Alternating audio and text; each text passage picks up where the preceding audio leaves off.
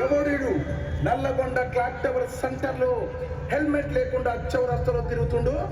మహాప్రభు, ఇతను నల్లగొండకే అందగాని అనుకొని హెల్మెట్ పెట్టకుండా తిరుగుతున్నాడు. హెల్మెట్ ధరించిన తన నెత్తి పైన వెంట్రుకలు ఊడిపోతాయని చెప్పి అడ్డగిడ్డంగా తిరుగుతున్నాడు మహాప్రభు.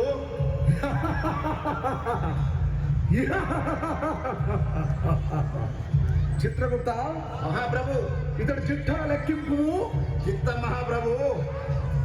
మహాప్రభు, ఇతను ప్రతిరోజు హెల్మెట్ ధరించకుండా బండి నడుపుతున్నాడు మహాప్రభు. 4 సార్లు క్లాక్ టవర్ సెంటర్ నందు సిగ్నల్ చెప్పు చేశాడు మహాప్రభు.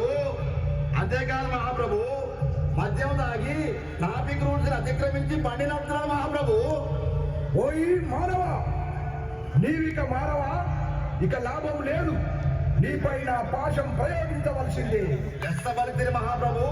నల్గొండ జిల్లా ఎస్పీ గారు శ్రీ శరత్ చంద్ర పవార్ ఐపీఎస్ గారు అవగాహన కార్యక్రమాన్ని చేపడుతున్నారు. అల్లవి వారైన కార్యక్రమాన్ని తీసుకొని ప్రజలంతా హెల్మెట్ ధరించాలని, హెల్మెట్ ధరించిన వారికి పెట్రోల్ పోయాలని పెట్రోల్ బంకులలో అవగాహన కార్యక్రమాలు పెట్టినా ఈ మానవులు మాత్రం అతిక్రమిస్తున్నారు. ఇతను శిక్షార్హుడే మహాప్రభు. చిత్రగుప్త, అయితే ఇతనిపై యమపాశం ప్రయోగించవలసింది. క్షమించు మహాప్రభు, ఈ రోజు నుండి మందు దాగి బండి నడపను, హెల్మెట్ లేని బండి నడపను మహాప్రభు.